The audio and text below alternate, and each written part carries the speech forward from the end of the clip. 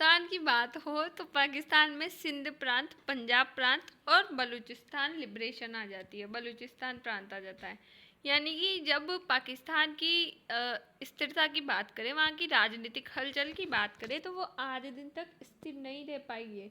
वहाँ की इतनी हालत ख़राब होती है कि वहाँ पे एक प्रधानमंत्री एक 5 साल का जो कार्यकाल होता है उसको पूर्ण नहीं करता, क्योंकि वहाँ पे सैन्य प्रशासन के हाथ में से जो प्रशासन है वो सेना के हाथ में चल जाता है। यानी कि कमांड, सारी जो देश की कमांड होती है वहाँ पे सेना के हाथों में चल जाती है, क्योंकि वहाँ पे सेना को प्रमुख महत्व दिया गया है और सेना वहाँ पे मजबूती पे है।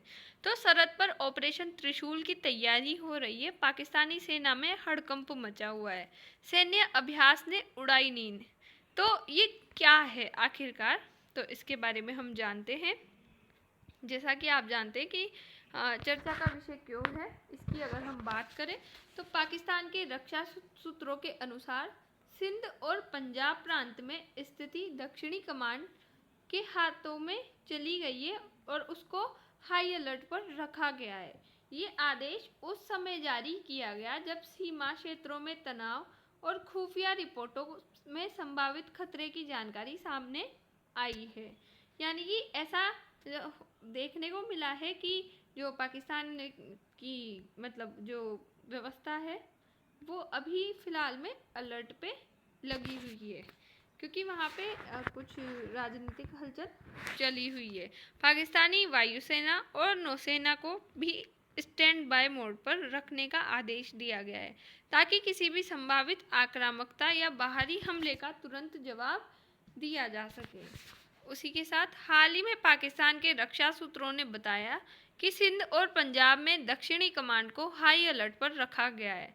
साथ ही वायुसेना और नौसेना को किसी भी संभावित आक्रामकता का जवाब देने के लिए स्टैंड बाय पर रखा गया है।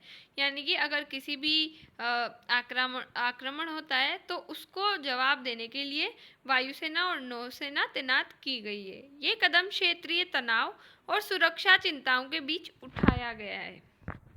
दक्षिणी कमांड है क्या एक्चुअल में, तो एक्चुअली अगर हम बात करें तो पाकिस्तान की जो साउथर्न कमांड यानी कि दक्षिणी कमांड है वो मुख्य रूप से सिंध और दक्षिणी पंजाब की रक्षा के लिए जिम्मेदार है।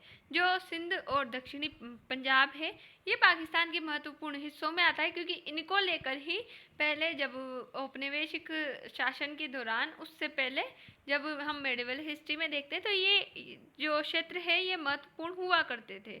इनके लिए पुराने टाइम में भी जो तुर्क है, अरबी है, उन आक्रामकताओं ने जो है इन प्रांतों पर हमले करके भारत में इन्हीं रास्तों से भारत में आने का इन्होंने एक रास्ता ढूंढा था।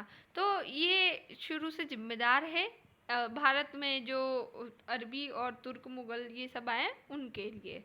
तो हम हमारे टॉपिक पे आते हैं। ये क्षेत्र भारत की सीमा के निकट स्थित है, क्योंकि ये पहले अखंड भारत में आया करता था।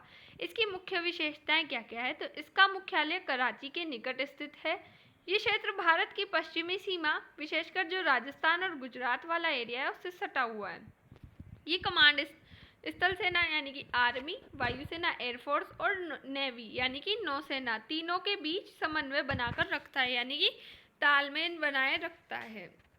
इसका जो पॉलिटिकली है वो क्या महत्व है, तो ये कराची नौसैनिक अड्डा, मलिर कैंटोनमेंट और हैदराबाद मिलिट्री जैसे क्षेत्र महत्वपूर्ण ठिकाने मौजूद है।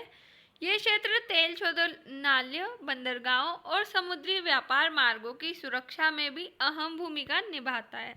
इसके अलर्ट के मुख्य कारण है क्या, तो भारत पाक सीमा पर बढ़ता तनाव, जैसे कि हम देख रहे हैं ऑपरेशन सिंदूर हुआ, फिर उसके बाद बहुत सारी जो है हलचल चलती रहती है भारत पाकिस्तान के बीच में। खास करके जो पीओके है वो एक विवादित क्षेत्र है, तो उसको लेके सीमा पर विवाद रहता है और ये तनाव आने वाले समय में बढ़ता जा रहा है।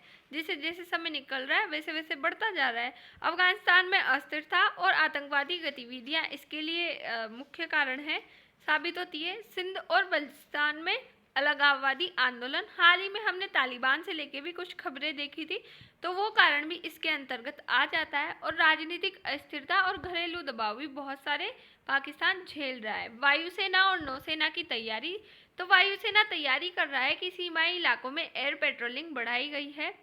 सभी फाइटर स्क्वाड्रन यानी कि F-16, JF-17 आदि को तत्परता मोड पर रखा गया है, यानी कि इन्हें एक रडार में रखा गया है कि कुछ भी अगर इनके ऊपर अटैक होता है तो ये जल्दी से इन्हें छोड़ सके या दाग सके। रडार सिस्टम और निगरानी ड्रोन के जरिए सीमा पर निरंतर निगरानी की जा रही है, यानी कि ये पहरा दे रहे हैं, दस्तक दे रहे हैं।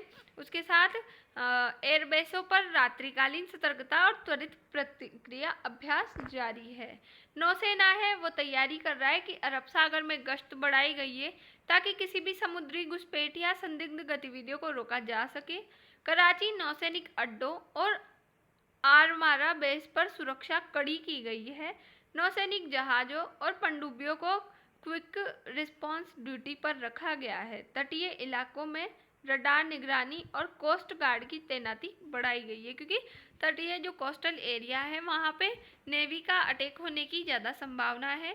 और नेवी में एक साथ से कुछ जल्दी में होता नहीं, तो उसके लिए पहले ही रडार सिस्टम और कोस्ट गार्ड की इन्होंने व्यवस्था की गई है।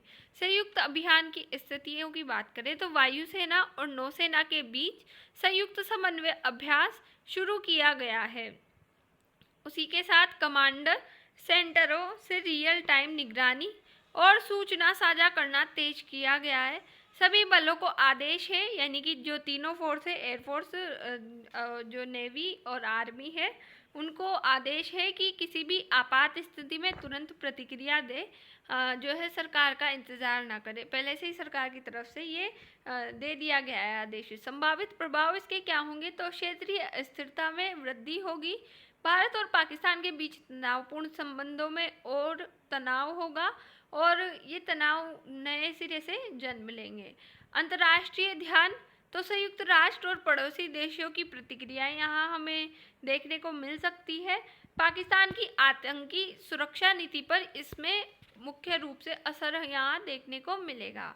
जो पॉलिटिकली मैसेज है वो क्या मिलता है इससे, तो ये कदम पाकिस्तान द्वारा ये दिखाने के लिए हो सकता है कि वो किसी भी बाहरी खतरे का जवाब देने में सक्षम है। साथ ही ये सैन्य शक्ति का प्रदर्शन भी है। देश के अंदर राजनीतिक या आर्थिक संकट के समय सेना द्वारा सुरक्षा नियंत्रण की पुनः पुष्टि की जाएगी। तो इस न्यूज़ से एक कंक्लूजन यानी कि पूरा जिस्ट क्या निकलता है, तो पाकिस्तान ने दक्षिणी कमांड को हाई अलर्ट पर रखा है, वायुसेना और नौसेना को तत्परता मोड में रखा गया है। ये कदम क्षेत्रीय सुरक्षा और घरेलू राजनीति दोनों से जुड़ा हुआ है। स्थिति पर लगातार निगरानी और कूटनीतिक सतर्कता आवश्यक है यहाँ। तो पाकिस्तान और भारत के बीच आने वाले समय में क्या स्थितियाँ होंगी, इस खबर के और बहुत सारे पहलुओं के मायने से देखें तो तनावों का और जन्म हो रहा है, ना कि यहाँ पे शांति की बात हो रही है। जबकि भारत तो विश्व स्तर पर भी शांति की बात कर रहा है, पर पाकिस्तान को कहीं ना कहीं किसी ना किसी चीज़ पे युद्ध करना होता है। तो आने वाले समय में हम देखेंगे कि आखिरकार होता क्या है, ये तनाव और ज़्यादा पीक पर जाते हैं या फिर धीरे धीरे कम होने की कगार पर आते हैं। तो आज का हमारा ये टॉपिक यहीं ख़त्म होता है। उम्मीद है आपको समझ आया होगा। मिलते हैं नेक्स्ट वीडियो में, तब तक के लिए बाय। Thanks for watch.